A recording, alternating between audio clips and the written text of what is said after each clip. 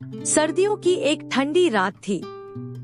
सड़क के किनारे एक भिखारी, जिसका नाम दीपक था, एक पुरानी चादर में खुद को लपेटे बैठा था। वह रोज की तरह राहगीरों से भीख मांग रहा था, लेकिन उस रात किस्मत ने कुछ अलग ही तय कर रखा था। इसी बीच एक महंगी गाड़ी आकर रुकी। उसमें से एक सफल और प्रसिद्ध व्यापारी राजेश राय वर्मा निकले। वे हमेशा बिजनेस और मुनाफे की बातों में व्यस्त रहते थे, लेकिन उस रात न जाने क्यों उनकी नजर दीपक पर पड़ी।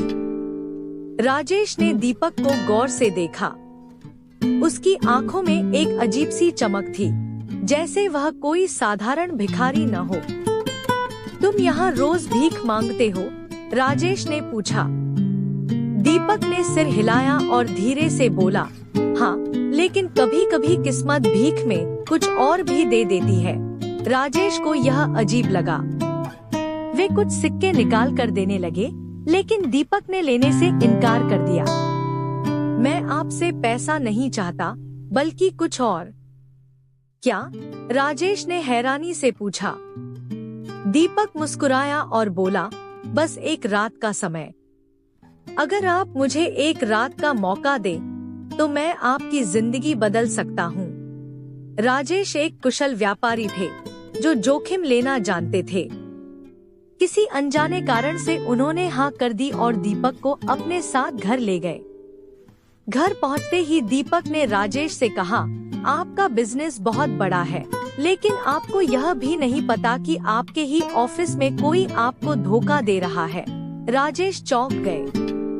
तुम यह कैसे जानते हो? दीपक मुस्कुराया, क्योंकि मैं कभी तुम्हारी ही कंपनी का कर्मचारी था। राजेश के पैरों तले जमीन खिसक गई। दीपक ने गहरी सांस ली और कहा, 5 साल पहले मुझे तुम्हारी ही कंपनी में किसी ने फंसाया। मुझ पर धोखाधड़ी का झूठा इल्जाम लगा और मुझे नौकरी से निकाल दिया गया। सब कुछ चला गया, घर, परिवार, पैसा। मैं सड़क पर आ गया, लेकिन मैंने हार नहीं मानी।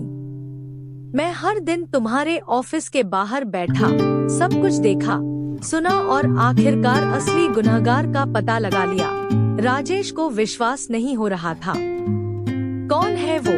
दीपक ने एक नाम बताया, सुरेश, तुम्हारा सबसे भरोसेमंद पार्टनर।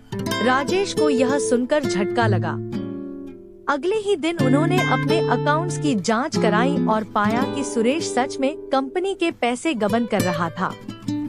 राजेश ने तुरंत पुलिस को बुलाया और सुरेश को गिरफ्तार करवा दिया।